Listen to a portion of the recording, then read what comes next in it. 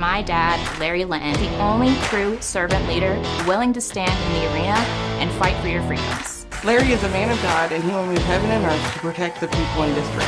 Too many elected politicians act like chameleons. My name's Mike. I'm Larry's neighbor. I bought the house behind him. I trust Larry to give me an honest answer. And what's important to me is faith, family, and my freedom. And I believe these values are also held by Larry Linton. More important than ever, I believe, in our lifetime to really stand up and fight for what's right. And Larry's doing that, and I'm in support of it. We need to replace career politicians in Nashville with leaders willing to stand for what is right, even if it's not popular. People who feel a calling and are not looking to make a profession out of it. You're not going to find a more honest, straightforward, and passionate individual, I don't believe. Larry is what you see is what you get. He's honest.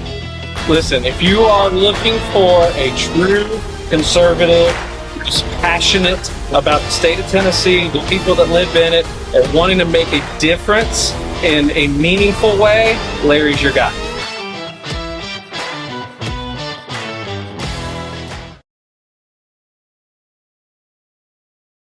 Well, folks, just a quick episode this week. I've got something that's been weighing heavily on my mind lately, and that issue could have taken this week's episode in one of two directions. The first one being where I can go on an epic rant that would take 2 or 3 hours to detail. Heck, it could take months. Or the direction we're going to take today, a much shorter version of the rant. The impetus for this week's episode actually began a little over 2 months ago, but really culminated this week with not only national news coverage of the communist candidate for president, but also with many messages from all corners of the country, including here in my small community of East Tennessee.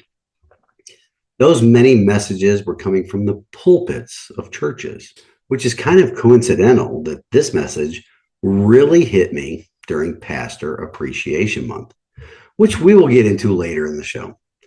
Right about now, I'm visiting with my mom down in North Carolina, just outside of Winston-Salem.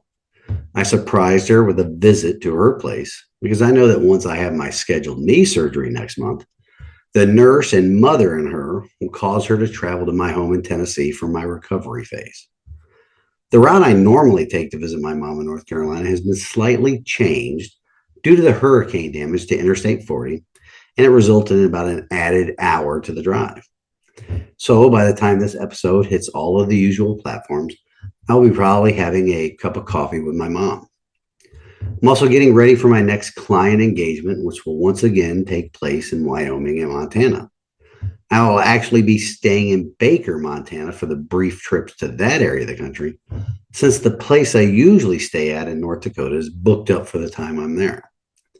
I'm trying to mentally prepare myself for the much colder weather I'm sure to encounter, as well as for an extra long client engagement.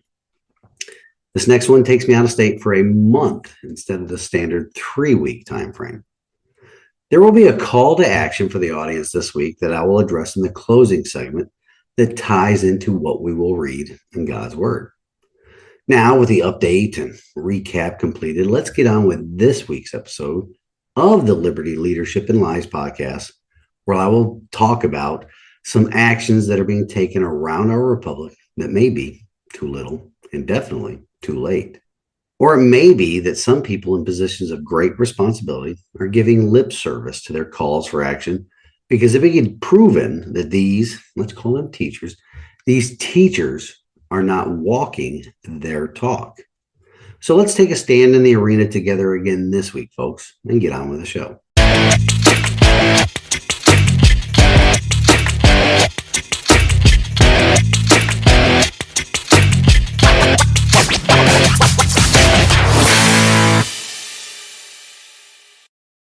Welcome to the Liberty, Leadership, and Lies podcast. On this show, we will discuss the assaults on our liberty by the very institution we the people created to secure our liberty. We will also compare and contrast the actions of people in leadership positions to the servant leadership that is needed to protect our God-given, constitutionally protected rights. Additionally, we will break down the many lies that elected and unelected officials in government and media spin every day in order to secure for themselves positions of power and influence that are antithetical to the system of government our founding fathers created and passed down to us. All right, folks, before we get into why I believe there are, again, let's call them teachers, why I believe there are teachers engaging in calls to action that are too little and way too late. Before we get into that, we must have a bit of a history lesson here. I'm quite sure that I've discussed the term Black Robe Regiment on this program many times before, but we need to talk about it again in the context of what is happening in our republic right now. Not only right now, but what has been happening for generations now that has led us to this point where the imminent destruction of our constitutional republic is staring us all right in the face. Now, the term Black Robe Regiment, it doesn't refer to a literal regiment of soldiers that wore black robes into battle. The Black Robe Regiment refers to several influential clergymen, pastors, reverends who promoted our nation's war for independence and actively supported the military in our struggle against the King of England. These clergy encouraged the patriot cause and helped muster critical support among members of their congregations in many different ways. The British, they acknowledged that the support of the Black Robe Regiment was vital to maintaining the colonists' frustrating resistance to their attempts to restore the rule of King George. Often, due to the Black Robe Regiment's support during the War for Independence, they are often compared to, or somewhat to, the fifth column that was identified by the Spanish general Emilio Mola during Spain's Civil War. It was in 1936, the General Mola boasted that he had 4 columns of soldiers marching upon Madrid. He also stated that he had a quote-unquote fifth column of sympathizers already living in the city who would support the army once it arrived. Now, the term fifth column, it has come to mean civilian supporters living in the population. So the colony's Black Robe Regiment did not act and serve as an actual detachment in the colonial army. The British used that term as an adjective or descriptive phrase for the influence these clergy exerted in support of the American Revolution. British loyalists or royalists, or even they were called Tories, they discovered that these members of the clergy that supported the War for Independence, they were extremely detrimental to their efforts to maintain loyalty among the population in the colonies. Not only did these clergy provide their stamp of approval for the cause of independence, but they also offered a sort of formal support for the military effort. In the 1770s, many colonists still considered themselves aligned with England, and many of these clergy's parishioners openly questioned the legitimacy of the war for independence, as well as separating from Britain and consequently the Church of England. Now, these pastors, unafraid of using their pulpits, these members of the quote-unquote Black Robe Regiment reassured their congregations that the revolution was justified in the eyes of God. The phrase resistance to tyranny is obedience to God was in very common use at the time, and many of our great republic's founding fathers, among them Thomas Jefferson and Benjamin Franklin, were often quoted as saying it. A minister from Virginia by the name of Peter Muhlenberg is perhaps the most iconic figure associated with the Black Robe Regiment. Pastor Muhlenberg accepted a commission to lead a regiment of the Continental Army. There's an anecdotal story from an 18th century biography that told about a time when Pastor Muhlenberg was once preaching to his congregation in his clerical robes. Then he took them off, revealing his military uniform underneath to provide a great appeal for the men to join the fight for independence. Pastor Muhlenberg served as an officer in the Continental Army throughout the war and commanded a brigade at the Battle of Yorktown. Pastor Muhlenberg's actual participation in the war's fighting was highly unusual for clergymen. What was far more common, though, and led to the earning of the label of Black Robe Regiment, was their vocal support for the war effort these clergy ultimately preached from their pulpits. It wasn't only from the pulpits that these early American church leaders helped to secure our liberty. There were, like I said, it was uncommon, but there were active participants in the fight. One of the numerous examples is the Reverend Jonas Clark. When Paul Revere set off on his famous ride, it was to the home of Reverend Clark in Lexington that he rode. Names that should be very familiar to every American, but sadly are not because of the education system that's in place right now, which also ties into this too little, too late. These are the names of John Hancock and Samuel Adams. When Paul Revere notified those two who were staying with Reverend Clark, when Hancock and Adams turned to then Reverend and inquired of him whether the people were ready to fight. Reverend Clark, he unhesitatingly replied, quote, "I have trained them for this very hour," unquote. Additionally, when the original alarm sounded in Lexington to warn of the oncoming British menace, citizens gathered at the town green, and according to an early historian by the name of Joe Headley, there they found the pastor, Reverend Clark, who had arrived before them. The roll was called, and 150 answered to their names. The church, the pastor, and his congregation thus standing together in the dim light, awaiting the redcoats. The British didn't appear at that first alarm, and the people then returned home. At the subsequent alarm, they reassembled, and once the sound of the battle subsided, some 18 Americans lie on Lexington Green, 7 of them dead. All of them were from Reverend Clark's church. The historian, Mr. Headley, he therefore concluded, quote, "The teachings of the pulpit of Lexington caused the first blow to be struck for American independence." And historian James Adams added that the patriotic preaching of the Reverend Jonas Clark primed those guns. Now, when the British troops left Lexington, they fought at Concord Bridge and then headed back to Boston, encountering increasing American resistance on their return. Significantly, many of the people that awaited the British along the road were local pastors, such as Reverend Phillips Payson and Reverend Benjamin Balkin, who had heard of the unprovoked British attack on the Americans. They had taken up their own arms, and they rallied their congregations to meet the returning British. As word of the attack spread wider, pastors from other areas also responded. When word of the fighting had reached Vermont, a Reverend David Avery promptly gathered 20 men and marched toward Boston, recruiting additional troops along the way. And Reverend Stephen Farrar of New Hampshire, he led 97 of his parishioners to Boston. The ranks of resistance to the British swelled through the efforts of these members of the Black Robe Regiment, who were, quote, "far more effective than any army recruiters in rounding up citizen soldiers," unquote. When the Battle of Bunker Hill commenced, Reverend David Grosvenor left his pulpit, rifle in hand, and headed off to the battle along with Reverend Jonathan French. These acts by the Black Robe Regiment were common throughout our war for independence. The names of Reverend Thomas Reed, Reverend John Steele, Reverend Isaac Lewis, Joseph Willard, James Latta, William Graham, they are in our history books as leading the fight or fighting alongside the brave men that sought to secure freedom from an oppressive government. Keep that in mind.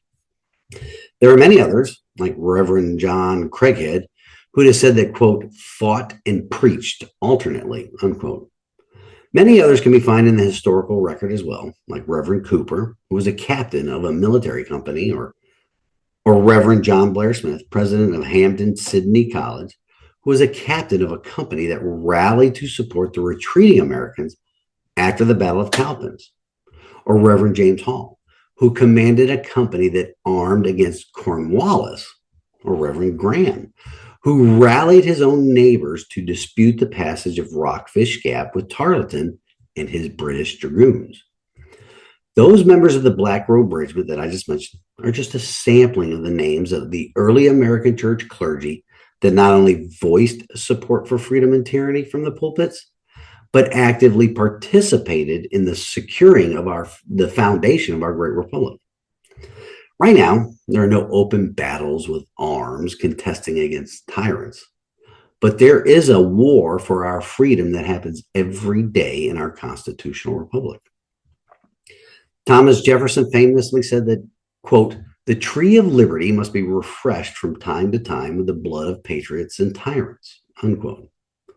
Thankfully, we're not at that point yet, and that yet is getting closer and closer each day. Thanks in no small part to the absence of the current American church. But there's another quote from Thomas Paine that applies to our everyday life and responsibilities as citizens, as well as it applies to the clergy in our nation. And a podcast that I regularly listen to closes with this quote each episode. It is this, quote, "Those who expect to reap the blessings of freedom must, like men, undergo the fatigues of supporting it," unquote. Exactly what does it cost the citizens today to participate in our system of self-governance? A few hours of researching candidates plus an hour or two standing in line to vote? Less than 10 hours per election cycle? The same thing for the pastors of our churches. What does it cost them? The same 10 hours or so each election cycle for the regular citizens, plus maybe a couple of minutes each month reminding their congregations about the blessings of freedoms, that it is their duty as citizens that are reaping the benefits of it, that it is also their duty to support it. Now I'm going to pause right here for a brief break and come back with some more on the other side. So please stick with me.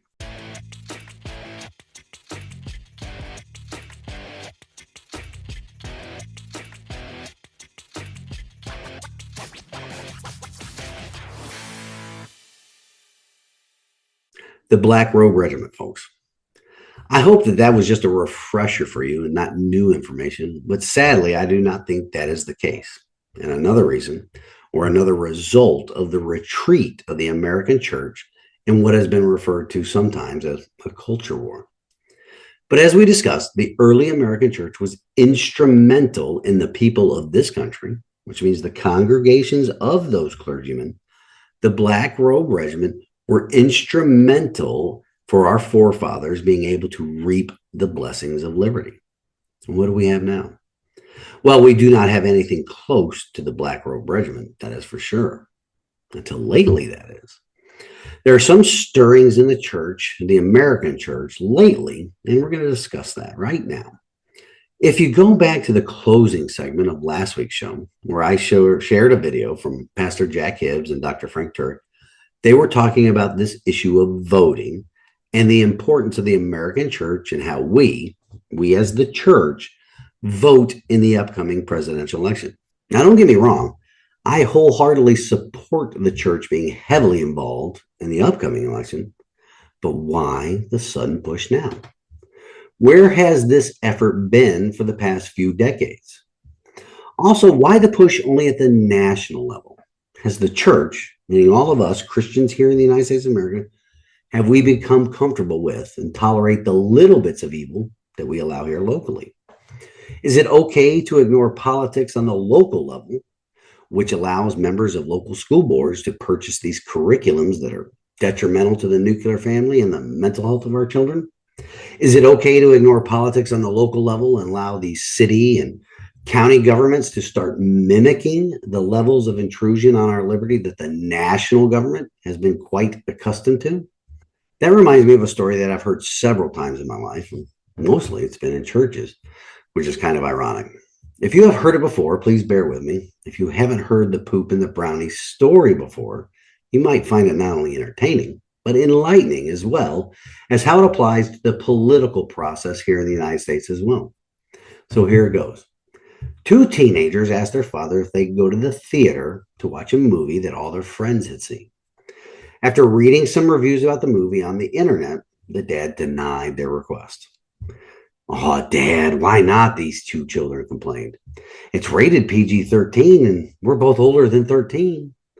Well, the dad replied, "Because that movie contains nudity and portrays immorality, which is something that God hates, as being normal and acceptable behavior." The teenagers continued to complain, saying, "But Dad, those are just very small parts of the movie. That's what our friends who've seen it have told us. The movie's 2 hours long, and those scenes are just a few minutes of the total film. It's based on a true story, and good triumphs over evil, and there are other redeeming themes like courage and self-sacrifice. Even the Christian movie review websites say that. And then the father replies, my answer is no, and that is my final answer. You are welcome to stay home tonight, invite some of your friends over, and watch one of the good videos we have in our home collection. But you will not go and watch that film. End of discussion. The two teenagers walked dejectedly into the family room and slumped down on the couch. As they sulked, they were surprised to hear the sounds of their father preparing something in the kitchen. They soon recognized the wonderful aroma of brownies baking in the oven, and one of the teenagers said to the other, Dad must be feeling guilty, and now he's going to try to make it up to us with some fresh brownies. Maybe we can soften him with lots of praise when he brings them out to us and persuade him to let us go to that movie after all. The teens were not disappointed. Soon their father appeared with a plate of warm brownies, which he offered to his kids. They each took one. Then their father said, before you eat, I want to tell you something. I love you both so very much. The teenagers smiled at each other with knowing glances. Dad was softening. That is why I've made these brownies with the very best ingredients, Dad said. I've made them from scratch. Most of the ingredients are even organic. The best organic flour, the best free-range eggs, the best organic sugar, premium vanilla and chocolate. The brownies looked mouth-watering, and the teens began to become a little impatient with their dad's long speech. Dad continued, but I want to be perfectly honest with you. There is one ingredient I added that is not usually found in brownies. I got that ingredient from our own backyard. But you needn't worry, because I only added the tiniest bit of that ingredient to your brownies. The amount of the portion is practically insignificant. So go ahead, take a bite, and let me know what you think. The teenagers replied, Dad, would you mind telling us what that mystery ingredient is before we eat? The dad goes, why? The portion I added was so small, just a teaspoonful. You won't even taste it. The kids go, come on, Dad, just tell us what that ingredient is. The dad replies, don't worry, it's organic, just like the other ingredients. The kids go, Dad. The father replies, well, okay, if you insist. That secret ingredient is organic dog poop. Both teens instantly dropped their brownies back into the plate and began inspecting their fingers with horror. Dad, why did you do that? You've tortured us by making us smell those brownies cooking for the last half hour, and now you tell us that you added dog poop? We can't eat these brownies, they said. Why not, the dad said. The amount of dog poop is very small compared to the rest of the ingredients. It won't hurt you. It's been cooked right along with the other ingredients. You won't even taste it. It has the same consistency as the brownies. So go ahead, eat it. The kids go, no, Dad, never. The dad replies, and that is the same reason why I won't allow you to go watch that movie. You won't tolerate a little dog poop in your brownies. So why should you tolerate a little immorality in your movies? We pray that God will not lead us unto temptation. So how can we, in good conscience, entertain ourselves with something that will imprint a sinful image into our minds that will lead us into temptation long after we first see it? Interesting, huh? Kind of funny. Our modern political process has more than just a small amount of poop in its ingredients. So why do we tolerate it? Why do we complain about the poop in the brownie on the national level, but completely ignore that ingredient on the local and state level? The ratio of poop to other ingredients on the local level is much higher and has a much more immediate impact on the voters than the national elections do. So let's discuss one of the biggest concerns on the voters' minds for this presidential election, and that would be illegal immigration. The voters have been fooled into believing that only the national government can impact that. Yet there is so much our state elected officials could do that would serve as a deterrent for illegals coming into this state. Same thing on the county level.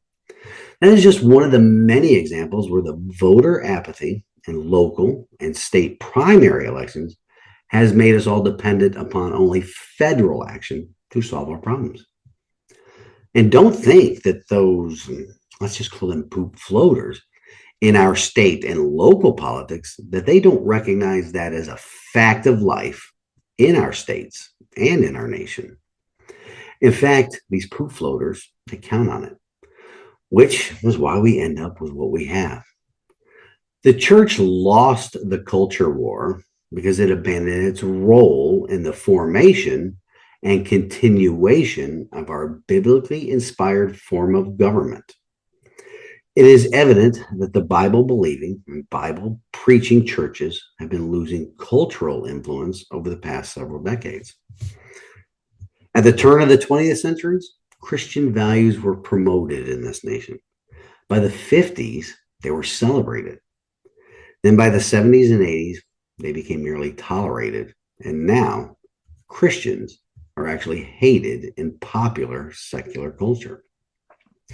There are many reasons for this, and an article I read this past week provided some of the reasons why the American church has, quote unquote, lost the culture war. But we're going to cover the church's loss in the culture war in another episode. I believe there is also a flip side to the decline of the American church as well, specifically in church attendance numbers that has been on the decline for decades now, which ties into this week's topic as well. If the citizens of this country look to their pastors for leadership in the culture war, and there is a lack of messaging on the culture war in politics, why be part of an organization that is not interested in the freedom and liberty and the culture that the early American church was instrumental in securing? Do you think people can recognize the hypocrisy on display? We'll discuss that hypocrisy that I believe is on display right now all across the nation and how it is contributing to the retreat of Christians from the political and cultural wars that are raging across our republic. The hypocrisy that may be too little, too late. With that, I'm going to pause here for a short break and come back with my closing thoughts. I'll also talk about some astounding numbers that back up what I'm talking about about the hypocrisy. And then I'll also have God's word. So I'll be right back.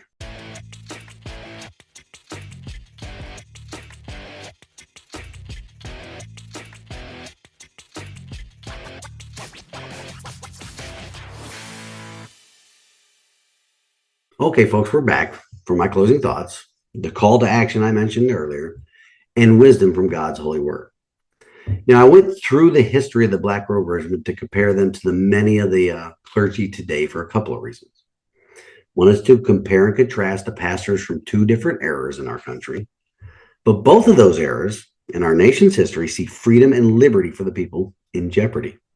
Not only did those early American church pastors use their pulpits to call people to action in the fight for freedom, but some of them also even took up arms to serve alongside their countrymen to earn the blessings of liberty for themselves and their posterity. It's a far cry from the American church today, isn't it? The second reason I brought them up, and in comparing them to the clergy of modern America, is this.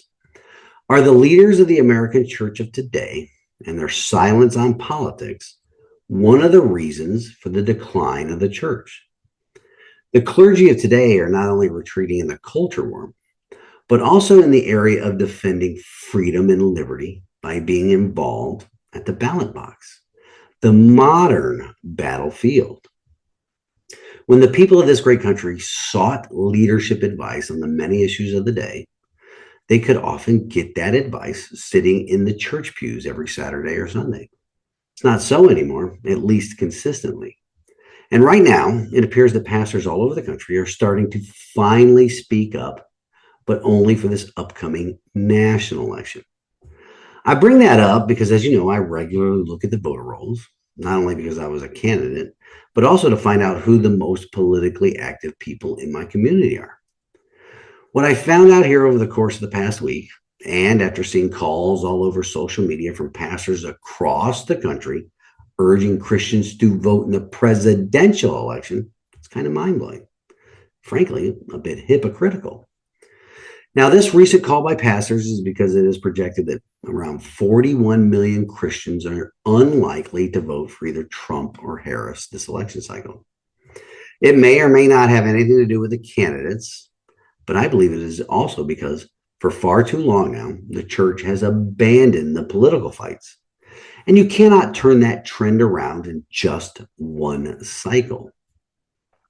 This call to action by the American church, it's long overdue. It's about a century overdue. And it just may be too little too late. And I think it is hypocritical based upon me looking at the voter rolls for the past 10 years here in my county. One could say that this county that I live in, it's right smack in the middle of the Bible Belt. There are quite a few churches in Sevier County. I looked up the voting records of the lead pastors for a significant number of these churches, and you want to know what I found out? Well, only about 1 out of 4 of them vote in every election. Many of them have not voted in years. The vast majority of them that do vote only vote in the November general elections and do not vote at all in the local or state primaries. Apparently, they are okay with just a little bit of poop in their brownies. My call to action is for everybody that listens to this program and calls themselves a Christian. Ask the lead pastor of your church, especially if they are urging you to vote in this upcoming election and take a stand against the very obvious evil that is coming from only one side of the political spectrum. Ask them if they are imploring you to vote. You need to ask them if they vote in every election. Are they asking you, their flock, their congregation, their parishioners, to do something they themselves have not been doing for years now? Ask them if it is okay to sit out the local and state elections. Elections for the body of government closest to the people and bodies of government that have much more ability to impact our daily lives than the national government does. Ask them if it is only the presidential election that you should participate in. Now, that call is a nice segue into this week's passage from Scripture. And the wisdom this week comes to us from the book of James, chapter 3, verse 1. Not many of you should become teachers, my fellow believers, because you know that we who teach will be judged more strictly. That needs no further explanation now, does it? Until next week, stand in the arena with me. Reveille, it's time to wake up.